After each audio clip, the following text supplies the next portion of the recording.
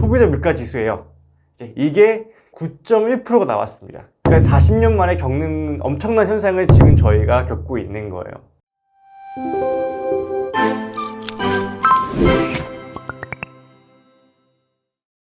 현상들이 이렇게 일어나고 있으니 결과도 당연히 이제 있겠죠.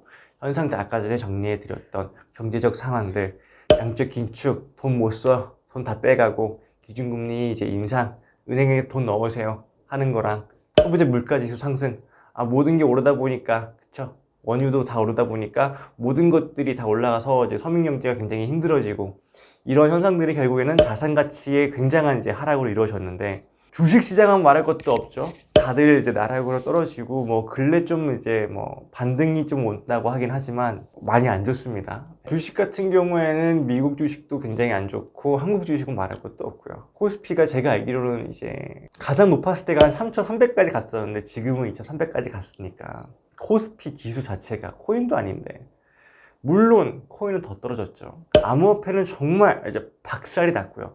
3,300에서 2,300으로 떨어진 게 코스피라면은 비트코인은 3,300으로 비교를 하면 거의 뭐 1000포인트 가까이 1000포인트까지 떨어지지 않았나. 거의 더 떨어졌습니다. 지금 1000포인트보다. NFT 시장도 많이 떨어졌죠. NFT도 지금 현재 거품이 빠진다고 할 정도로 많이 떨어지고 있는데 부동산은 어떻게 될까? 부동산도 똑같습니다. 지금 뭐 주거용 부동산, 특히 이제 미국 같은 경우에도 주거용 빠지고 있고요. 한국도 뉴스에서 많이 보시죠. 이제 전체적으로 전국으로 봤을 때 주택 매매 지수는 점점 떨어지고 있습니다. 점점 이제 하락폭을 보이고 있고 거래 건수 같은 경우에도 작년 이제 동분기에 대비해서 작년 2021년 이제 1, 2분기 그리고 2022년 이제 1, 2분기를 봤을 때 제가 알기로는 거의 28%, 27%까지 떨어졌다고 알고 있어요.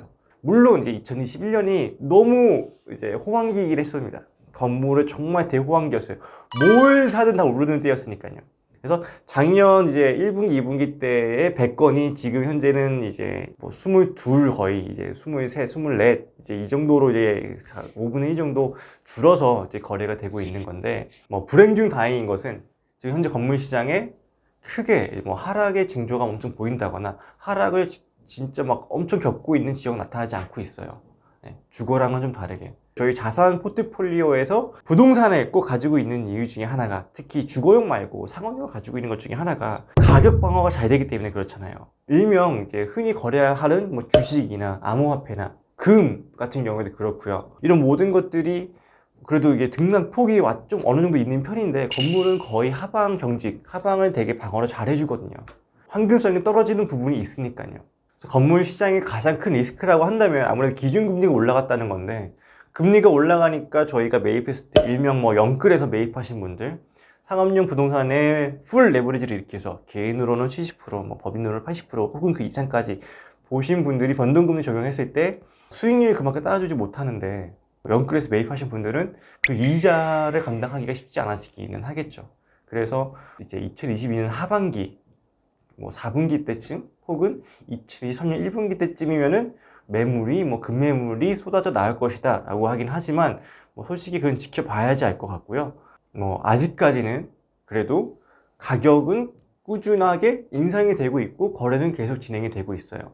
많은 분들이 저한테 여쭤보는 게 과연 건물 매매가가 떨어질 것인가, 언제쯤 떨어질 것인가, 뭐 급매가 나올 것인가 라는 건데 일단 비관론적인 측면에서 말씀을 드리자면은 이제 영끌하신 분들이 솔직히 버티기가 쉽지 않아지는 시장이 오기는 하죠. 그래서 아까 말씀드린 것처럼 뭐 올해 하반기 한 4분기 때쯤이면 내년 뭐 상반기 2023년 1분기 때쯤이면은 좋은 물건들이 나올 수도 있다. 급매물이 나올 수도 있다. 라고 하긴 하지만 글쎄요. 그 거시적인 경제 상황은 아무튼 뭐 아무리 아까 전에 말씀드렸던 금리 인상 기조를 탄다고 해도 내년 상반기까지는 이어가기 힘들 것이다 라는 측면이 나오니까 이 뉴스가 제가 지금 말씀드린 것처럼 많은 분들도 알고 계시겠죠. 알고 계시니까 힘들어도 내년 상반기 때까지는 버티면 좋은 날이 올 것이다 라는 게 분명히 있을 거고 소비자 지수, 그러니까 소비자들이 매수하려고 하는 이 심리, 물가 지수도 상승을 이제 어느 정도 하면 더 이상 올라가지 못할 테니까 그러면은 뭐 경제도 좋아질 것이고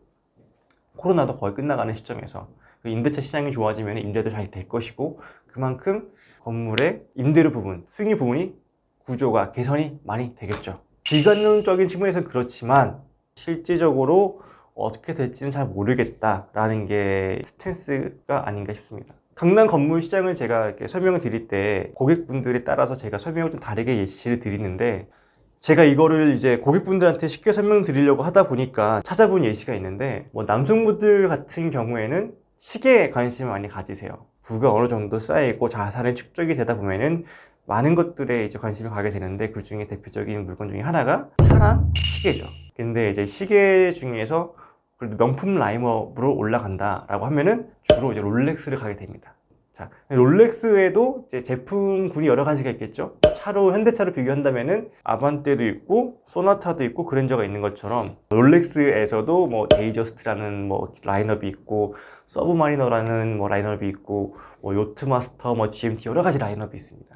제가 왜 굳이 롤렉스를 예시로 드냐면은, 많은 분들이 일단 롤렉스 잘 아는 것도 있지만 가장 샘플로 들기가 쉬운 게, 롤렉스 이런 제품 라인업 중에서 어떤 거는 이제 새 걸로 사도 이제 중국으로 다시 되팔 때 그만큼의 가격 못 받죠. 1,000만 원 주고 샀으면은 주로 8,900에 파는 게 이제 인지상정인데, 중고나라를 한 번이라도 해봤고 당근을 한 번이라도 해봤으면 아시는 부분들이겠죠. 이제 롤렉스의 특정한 제품군들은 시간이 지날수록 또 어떤 또 이벤트로 나왔냐, 에디션으로 나왔냐에 따라서 가격이 오히려 올라가고 프리미엄, 이제 피가 붙는 경우가 꽤 있습니다. 대표적인 이제 입문 이제 라인업이라고 한다면 서브마리너가 될 수도 있고요. 이거를 똑같이 명품 시장으로 본다면, 그리고 여성분들 측면에서 본다면은 이제 에르메스나 까르띠에가 될 수가 있겠죠. 에르메스나 까르띠에도 뭐 여성분들이랑 아시겠지만 모두 다 샀을 때 다 중고 가격이 본래 산 가격보다 올라가는 게 아닙니다. 특정한 제품들이 있어요. 그러니까 왜 명품점 가면은, 제가 저번 주에 마지막으로 백화점에 갔었을 때도 롤렉스 매장이 한 대기팀이 한 40팀 있었고요. 에르메스가 그때 60팀이었나? 네, 되게 많이 줄을 서서 기다리고 있는데, 제가 왜 이런 걸 굳이 말씀드리냐 하면, 강남 시장이 이제 그와 되게 흡사한 이제 성질을 갖고 있다고 말씀을 드리는 겁니다. 대표적인 지역이 강남이어서 강남을 말씀드린 거고, 뭐 롤렉스 그 수많은 시계 브랜드 중에서 뭐 오데마 피게도 있고 콘스탄틴도 있고 여러 가지가 있는데, 이해를 돕기 위해서 뭐 롤렉스를 말씀드리는 거고, 명품도 뭐 버버리나 샤넬이나 여러 가지가 이제 있지만 에르메스나 까르띠에를 말씀드린 거는 이제 그게 대표적으로 이제 상징하기 때문에 말씀을 드린 건데, 뭐 서울로만 놓고 봐도 대표적으로 강남이 있지만 그 이외에 다른 지역들이 있기는 하죠.